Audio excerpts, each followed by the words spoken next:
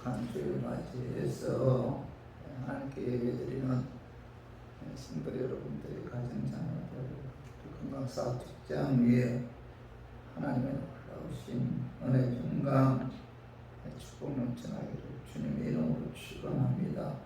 오늘은 히브리서 13장 5절에서 6절의 말씀을 통해서 그 물질에 대한 그 성도들의 올바른 가치관이라는 제목으로 다 함께 이제 은혜를 나눴으면 합니다.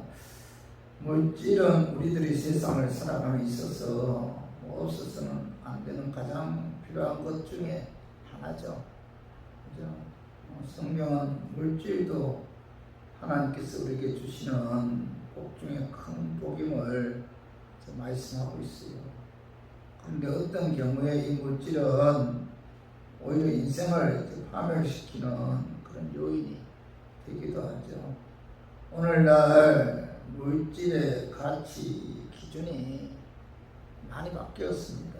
모든 것을 돈으로 평가하고 또 돈을 얼마나 소유하고 있느냐에 따라서 기천을 가리는 그런 시대죠.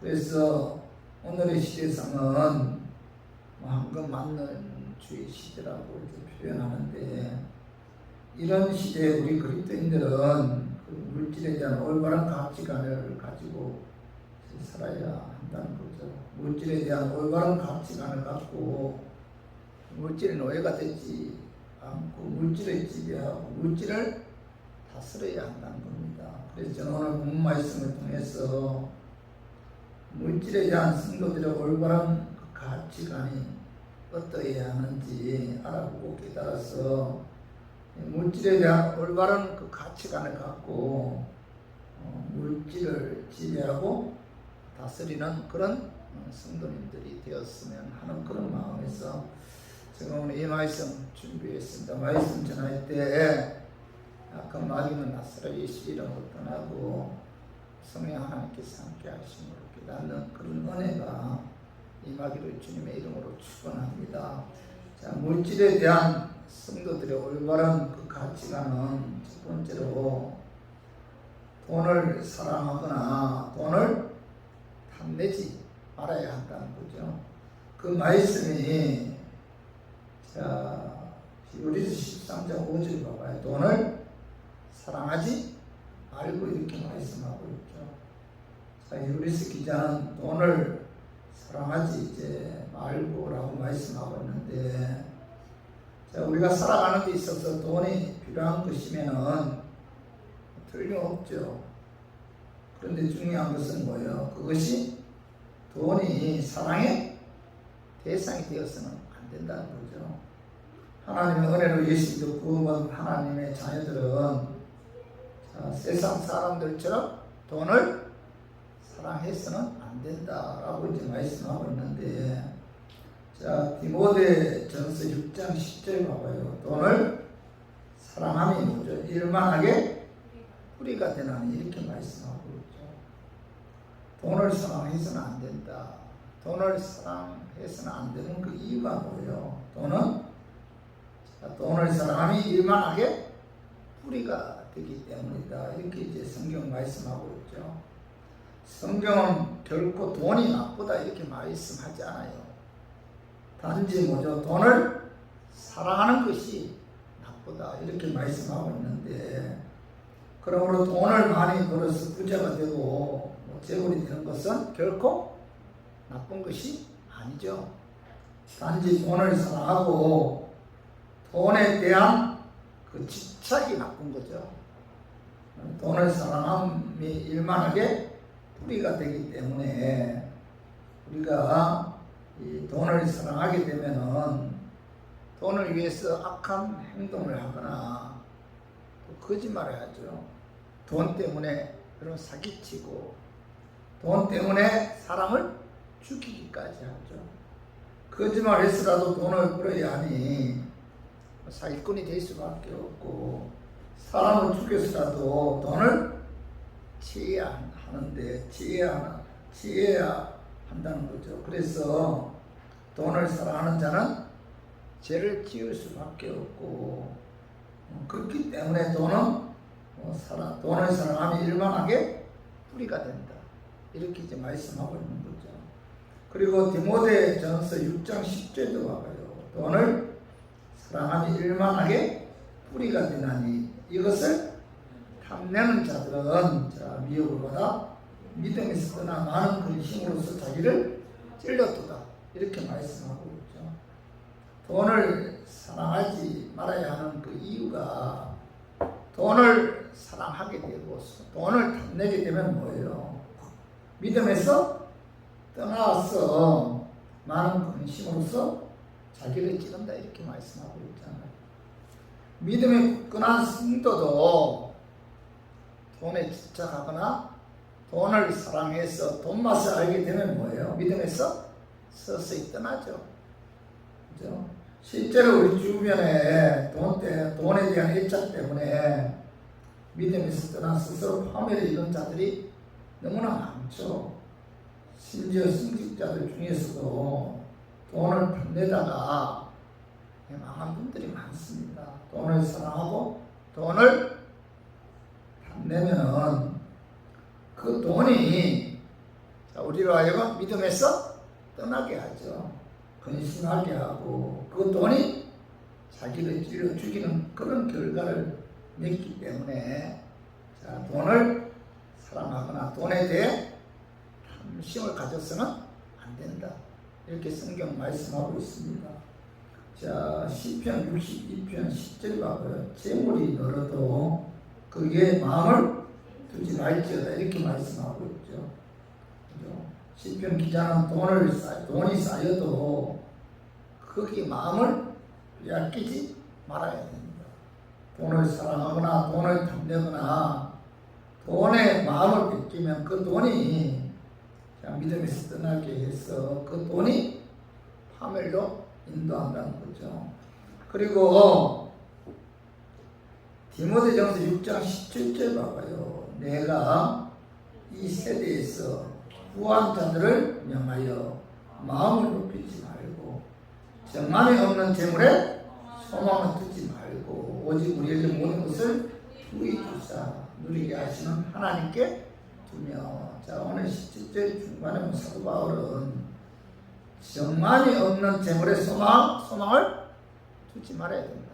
이렇게 말씀하고 있죠. 정만이 없다는 것은 견고하다, 영원하다라는 그 말 앞에 부정어를 붙인 그런 말씀인데 돈이나 재물은 정만이 없다, 영원한 소유가 될 수가 없다는 거죠.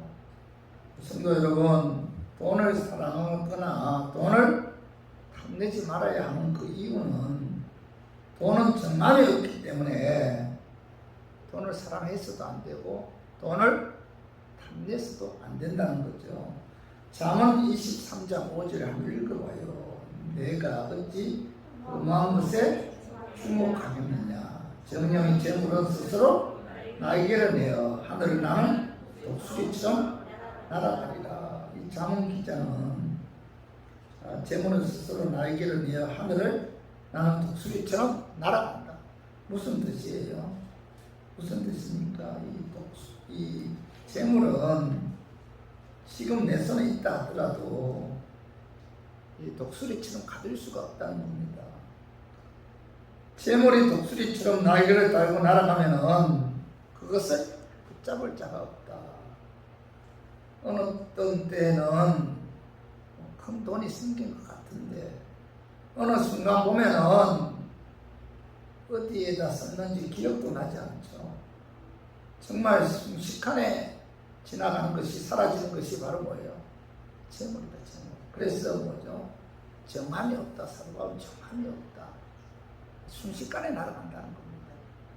그러므로 사도 바울은 정함이 없는 영원하지 않은 재물에 소망을 두어서는 안 된다. 오직 우리에게 모든 것을 후히 주사 누리게 하시는 하나님께 소망을 두어야 된다. 이렇게 말씀하고 있는데, 오늘 그 디모데전서 6장 18절에서 19절 봐봐요. 선을 행하고 선한 사업을 많이 하고 나눠주기를 좋아하며 너그러운 자가 되게 하라. 자, 이것이 장래 자기를 위하여 좋은 틀을 쌓아 참된 생명을 취하는 것입니다. 자, 정함이 없는 재물에 소망 두지 말고 오직 우리에게 모든 것을 우리 주사 누리게 하신 하나님께 소망을 두어야 한다.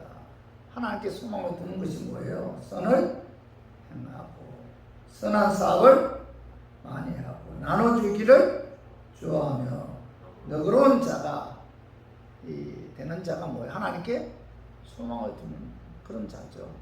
그런 자는 뭐예요? 장래에 뭐예요? 자기를 위하여 좋은 틀을 쌓아 참된 생명을 취하는 것입니다. 이렇게 이제 말씀하고 있죠. 정함이 없는 재물에 소망을 두지 말고 하나님께 소망을 두고 선행하고 선한 사업하고 나눠주기를 좋아하고 너그러운 자가 될 때 이것이 장래 자기를 위하여 좋은 틀을 쌓아 참된 생명을 취하는 것이다. 이렇게 이제 사도 바울이 말씀하고 있죠. 그런데 오늘날 많은 사람들은 돈이면 무엇이든지 할 수 있다는 이 물질망령주의에 빠져서 하나님과의 관계가 점점 멀어지고 있죠. 많은 그리스도인들이 이 탐욕으로 인해서 영이 죽어간다는 거예요. 돈 때문에 영이 죽어간다. 그래서 디모데전서 6장 9절 봐봐요. 부하지 않은 자들은 시험과 올무와 여러 가지 어리석고 해로운 욕심에 떨어지나니 곧 사람으로 파멸과 멸망에 빠지게 하는 것이라. 부하려는 자들, 그죠? 돈을 사랑하고 돈에 강한 집착을 가진 자들은 뭐예요? 시험과 올무와 여러 가지 어리석고 해로운 욕심에 떨어진다. 결국에는 뭐예요? 파멸과 멸망에 빠집니다. 그렇기 때문에 뭐예요? 돈을 사랑해서는 안 된다. 돈에 너무 집착해서는 안 된다는 돈.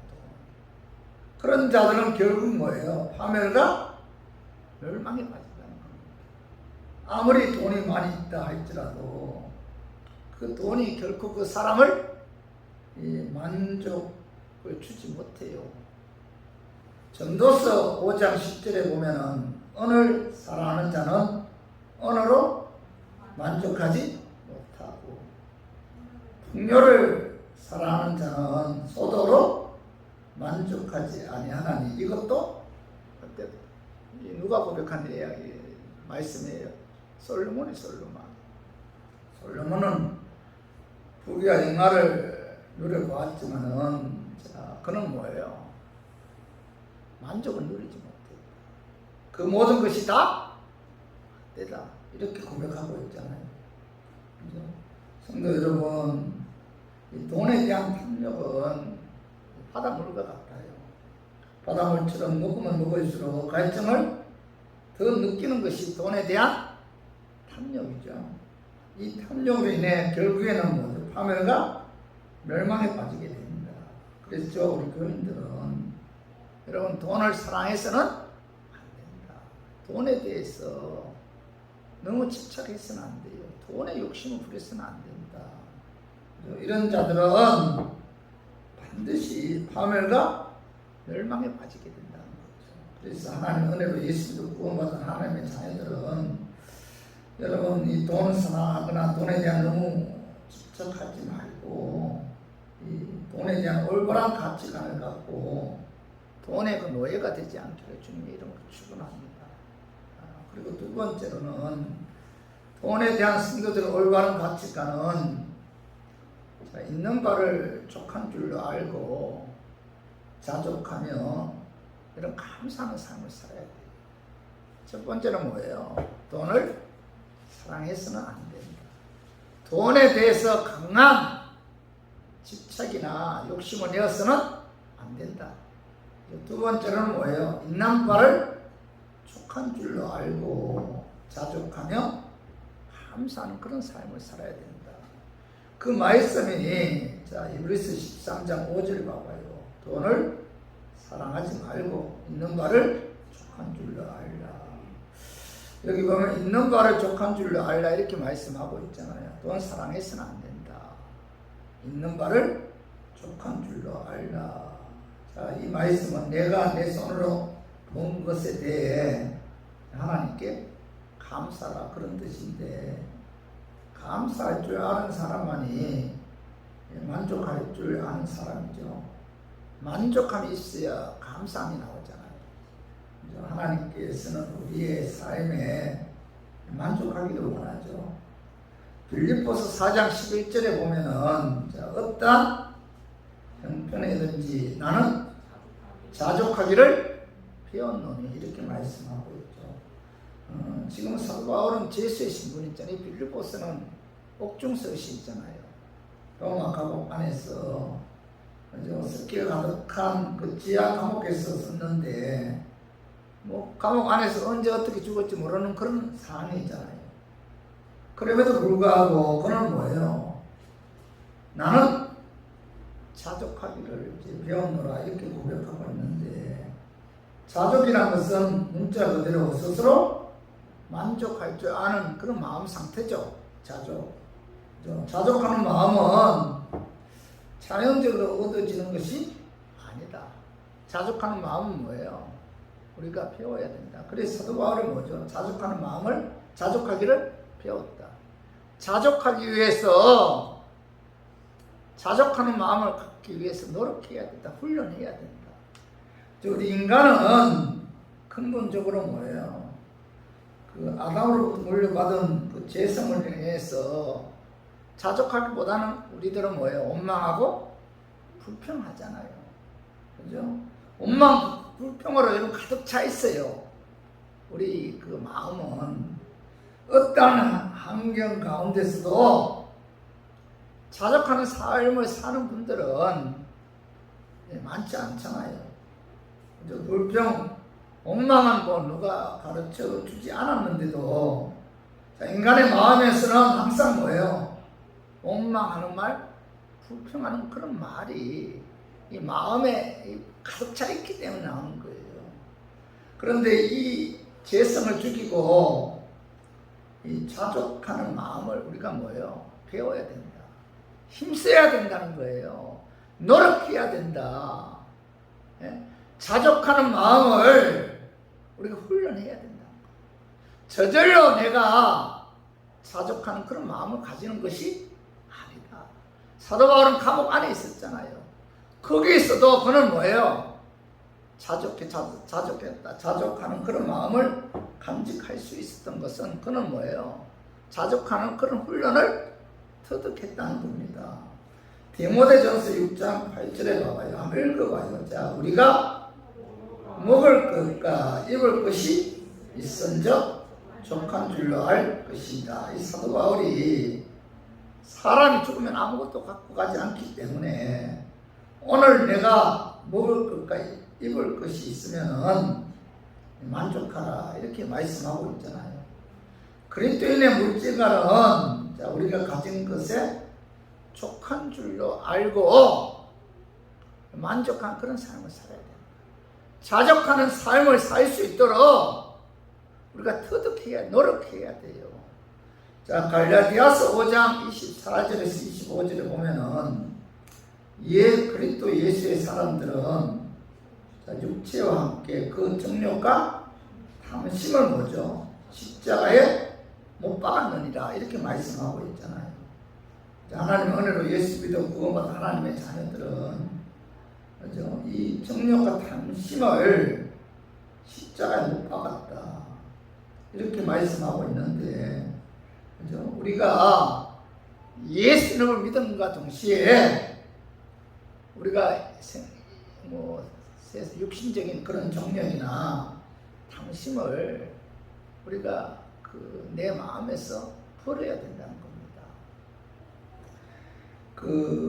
누가복음 12장 13절에서 15절에 보면은 어떤 사람이 예수님께 찾아와서 자기 형제에 명하여 유산을 자기와 나누게 해달라고 요청해요. 예수님께.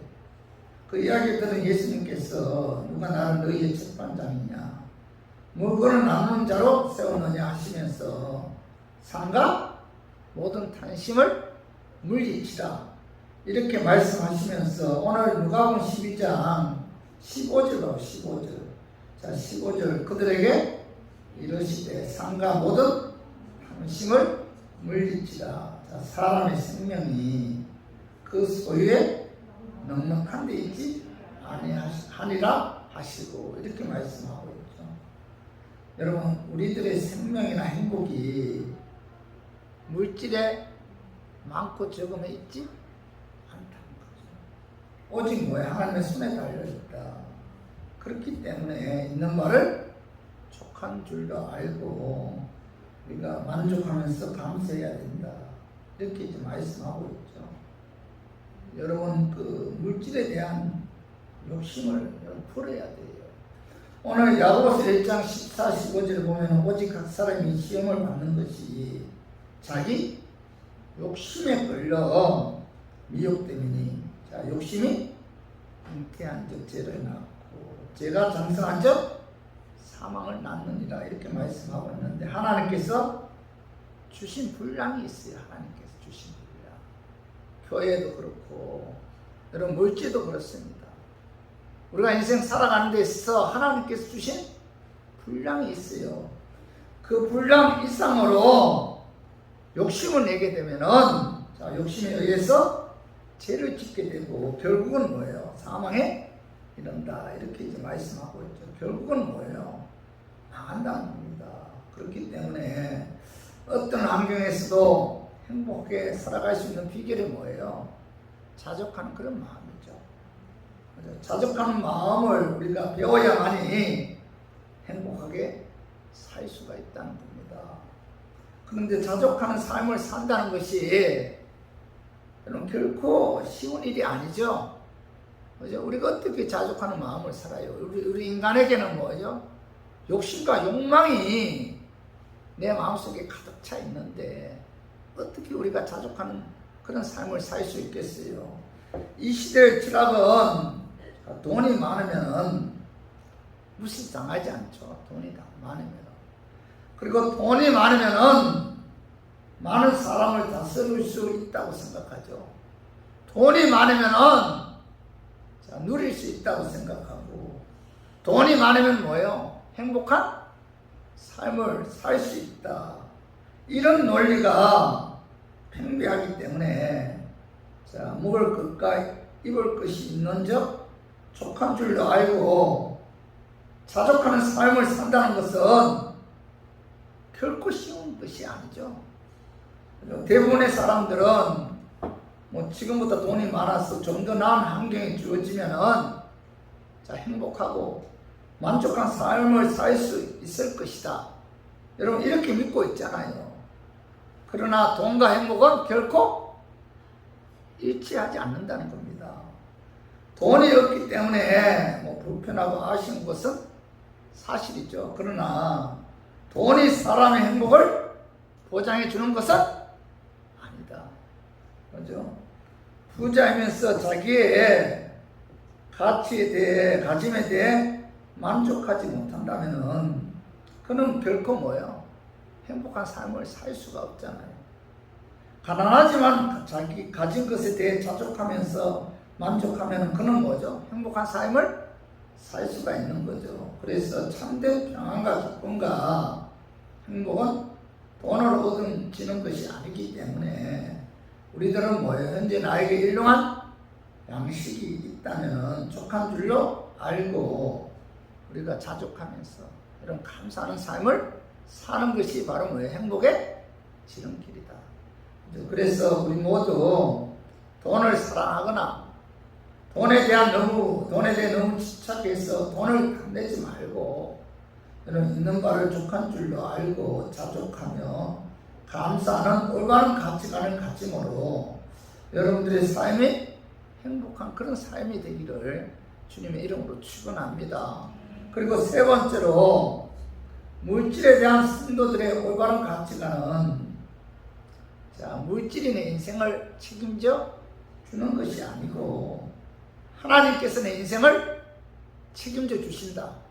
하나님께서 내 인생의 있어서 도와주신다라는 사실을 믿고 그 하나님께 모든 것을 맡기고 그 하나님을 의지해야 돼요. 그 말씀이 자 히브리서 13장 5절 한번 읽어봐요. 돈을 사랑하지 말고 자, 있는 말을 족한 줄로 알라. 그같이 말씀하시기를 내가 결국 너희를 버리지 아니하고 너희를 떠나지 아니하리라 하셨는데 히브리서 기자는 자 돈을 사랑하지 말아야 된다. 그리고 뭐예요? 있는 바를 족한 줄로 알아야 된다. 왜냐하면 그같이 말씀하시기를 내가 결코 너희를 버리지 아니하고 너희를 떠나지 아니하기 때문이다. 이렇게 말씀하고 있잖아요. 성도 여러분, 자 예수님께서는 돈을 사랑하지 말고 있는 바를 족한 줄로 알고 자족하는 모든 성도들에게 친히 말씀하셨는데 그 말씀이 뭐예요? 내가 결코 너희를 버리지 않는다. 내가 결코 너희를 떠나지 않는다. 이렇게 약속하셨잖아요. 여러분 이 말씀이 자 우리가 인생 살아가는 데 있어서 얼마나 위로가 되는 그런 말씀이잖아요. 그죠? 돈이 우리의 인생을 책임져 주는 것이 아니고 하나님께서 우리의 인생을 책임져 주십니다. 그러므로 돈이 아니라 나의 구원자이신 예수님이 내 인생 책임져 주시고 도와주신다 라는 사실을 믿고 그 하나님을 의지하고 여러분들의 인생을 하나님께 맡겨야 돼요. 하나님이 책임져 주십니다. 그 내가 결코 너희를 버리지 아니하고 내가 결코 너희를 떠나지 아니하리라고 말씀하신 하나님은 어떤 하나님이에요? 전능하신 하나님이죠. 전능하신 하나님. 내가 너희를 버리지 아니하고 내가 너희를 떠나지 아니한다. 그 하나님은 전능하신 하나님입니다. 자 창세기 17장 1절에 한번 읽어봐요. 아브라함이 99세 때 여호와께서 아브라함에게 나타났어. 그에게 이르시되 나는 전능한 하나님이다. 너는 내 앞에서 행하여 완전한 나는 전능한 하나님이다. 그죠? 전능한 하나님이다. 능치 못하심이 없는 하나님. 아브라함이 나이가 99세죠. 그죠? 그리고 그의 아내 사라는 이제 그 여성의 그 생리가 끊어졌잖아요. 자식을 낳을 그런 능력이 없는 그런 상태였는데 하나님께서 아브라함에게 찾아오셔서 나는 전능한 하나님이다. 그죠? 능치 못하심이 없는 그런 하나님이다. 그 전능의 하나님께서 아브라함이 100세의 모자 아들 이삭을 낳는 그런 역사가 나타났잖아요. 하나님은 전능하신 하나님입니다. 내가 너희를 버리지 아니하고 내가 너희를 떠나지 아니하시겠다라고 말씀하신 그 하나님 어떤 분이에요? 능치 못하심이 없는 전능하신 하나님이 우리에게 말씀하고 있는 거죠. 그리고 내가 너희를 버리지 아니하시고 내가 너희를 떠나지 아니하신다고 말씀하신 그 하나님은 전지하신 하나님입니다. 전지하신 하나님. 그 출애굽기 32장 7절에서 8절에 보면 하나님께서는 시내산에서 모세와 함께 계시면서 이 성막에 대한 그 계시를 주셨고 또 두 돌판에 그 계명을 친히서 주고 계시는데 그때 이 산 밑에서 이스라엘 백성들은 이 금송아지 우상을 만들어 놓고 섬기고 있었어요. 근데 하나님께서는 뭐죠? 그들이 그 죄악을 향한 모든 것을 알고 계셨다. 모든 것을 알고 계신다. 이게 뭐예요? 전지하신 하나님이죠. 하나님. 그죠? 그래서 하나님은 뭐예요? 우리의 과거도 알고 계시죠. 우리 현재도 알고 계시죠. 우리의 미래까지도 알고 계시죠. 우리가 지금 어떤 생각을 하고 있는지, 어떤 마음을 갖고 있는지 하나님은 전지하신 하나님이기 때문에 다 알고 계시다는 거죠. 그래서 전지하신 능력의 하나님께서 약속하시기를, 자, 내가 결코 너희를 떠나지 않는다. 내가 결코 너희를 버리지 않는다라고 지금 말씀하셨잖아요. 그죠? 그렇기 때문에, 자, 돈이 내 인생을 책임져 주는 것이 아니고 전지전능하신 하나님께서 내 인생을 책임져 주신다는 겁니다.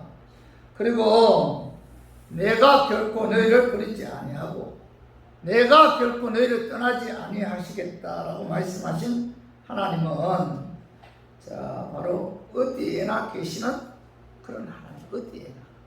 그죠? 그 시편 139편, 자, 8절에서 10절 봐봐요. 자, 한번 읽어봐요. 내가 하늘에 올라갈지라도 거기 계시며 소홀히 내 자리를 펼지라도 거기 계십니다. 내가 새벽 날개를 치며 바다 끝에 가서 거주할지라도 거기서도 주의 손이 나를 인도하시며 주의 오른손이 나를 붙드시리다, 이렇게 말씀하고 있는데, 자, 하나님은 뭐예요?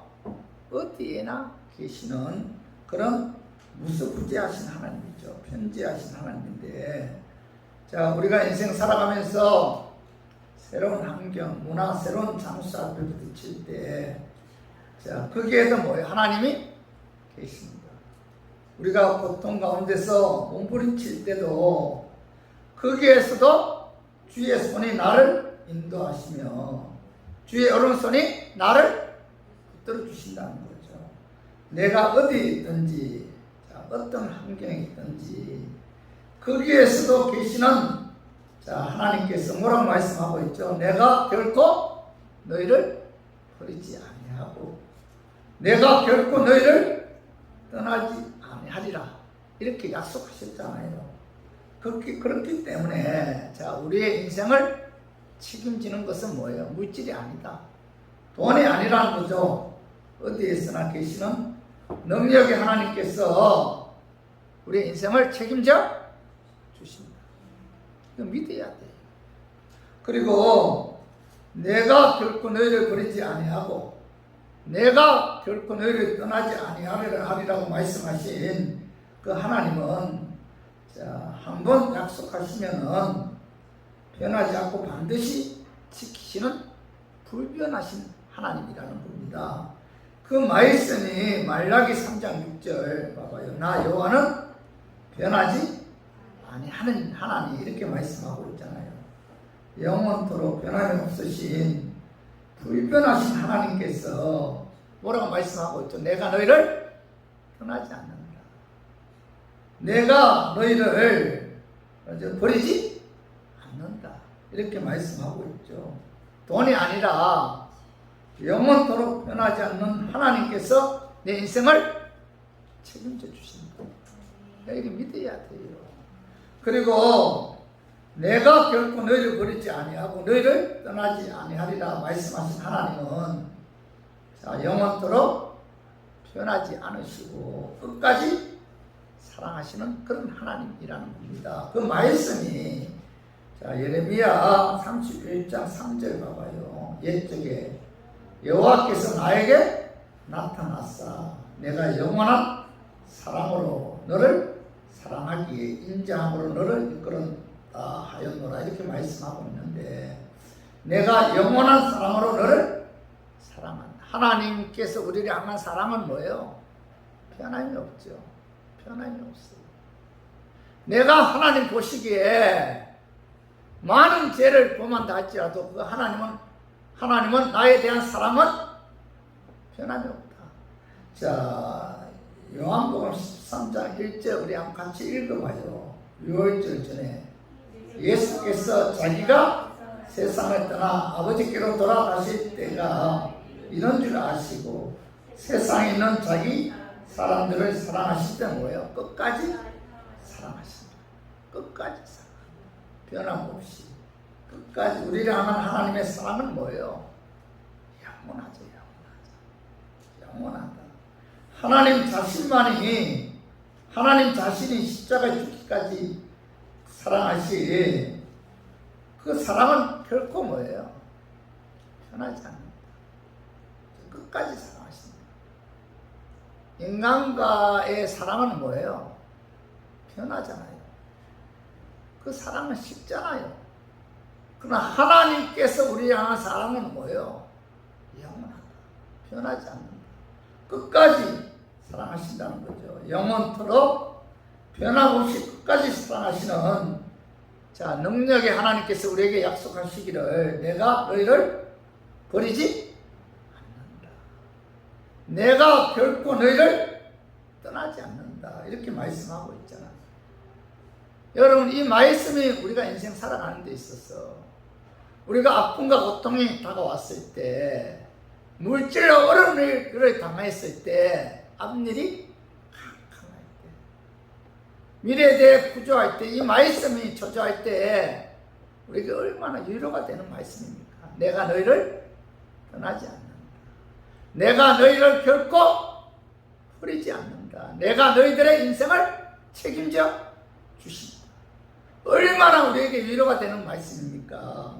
성도 여러분, 내가 너희를 결코 버리지 아니하고 내가 결코 너희를 떠나지 아니한다 라고 말씀하신 하나님은 어떤 하나님이에요?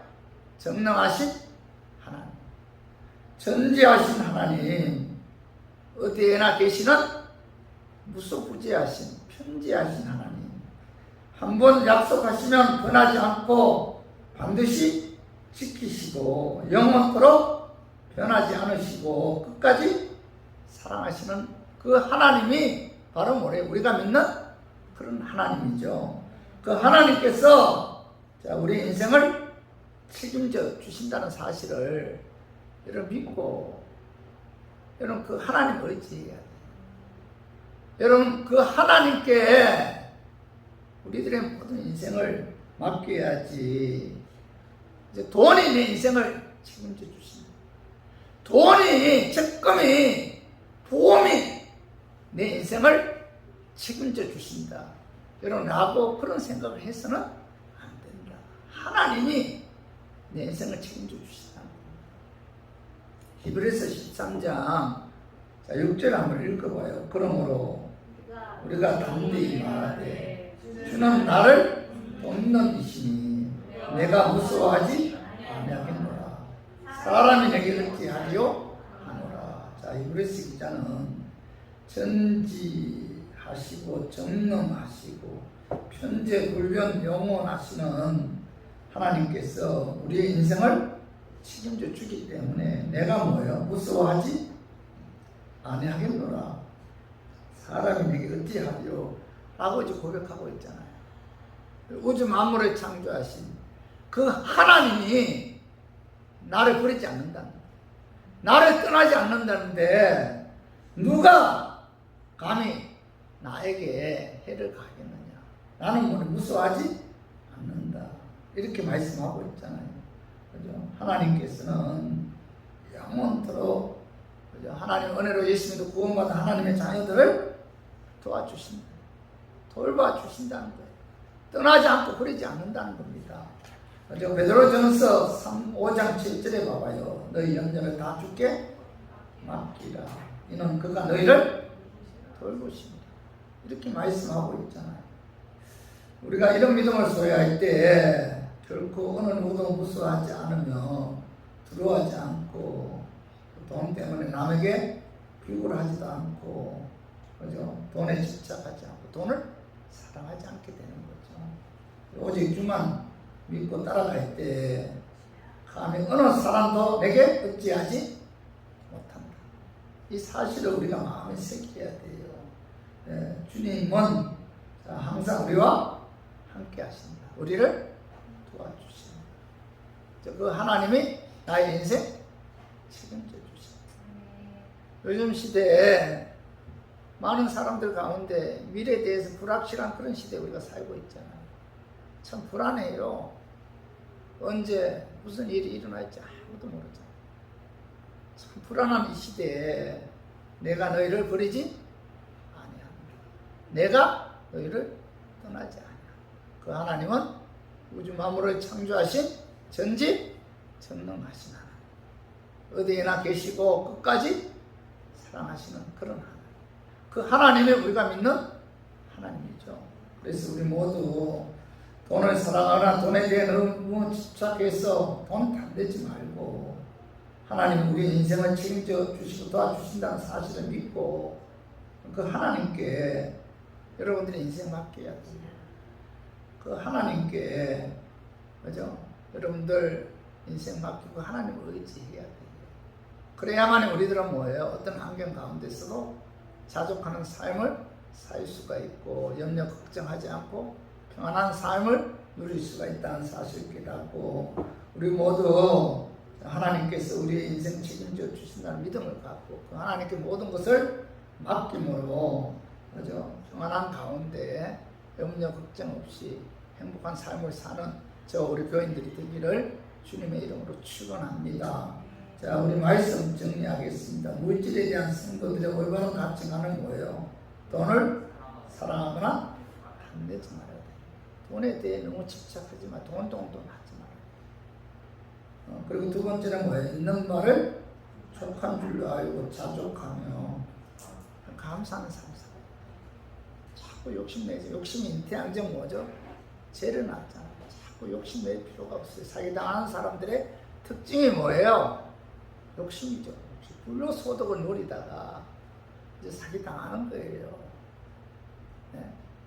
그 욕심 너무 내면 안 돼요. 그냥 먹고 입고 먹는 거, 그죠? 이런 것으로 우리가 자족할 줄 아는 그런 마음을 가져야 돼요. 그리고 세 번째 뭐예요? 물질이 아니라 하나님이 자, 우리 인생을 책임져 주시고 도와주신다라는 사실을 믿고 하나님께 모든 것을 맡기고 그 하나님만 의지해야 돼. 이런 삶을 살 때 우리가 물질에 대해 우리가 자유함을 얻을 수가 있고 물질을 다스릴 수가 있다는 사실을 깨닫고 우리 모두 하나님이 내 인생 책임져 주신다는 사실을 믿고 그 하나님께 여러분들의 인생을 맡기는 저 우리 교인들이 되기를 주님의 이름으로 축원합니다.